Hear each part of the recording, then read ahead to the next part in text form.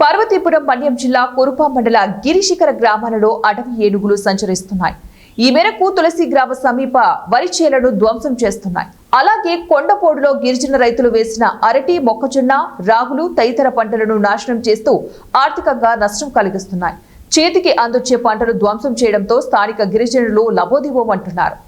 ఏనుగులను తరలింపు చర్యలు చేపట్టి వాటి బారి నుంచి ప్రభుత్వం తమను రక్షించి ఆదుకోవాలంటున్న గిరిజనులు కోరుతున్నారు. ఇదిలా ఉంటే ఇదే మన్యం జిల్లాలో మైదాన ప్రాంతమైన కొమరాడ మండలంలో మరో 9 ఏనుగుల గుంపు సంచరిస్తూ కంటి మీద కునుకు లేకుండా చేస్తున్నాయి.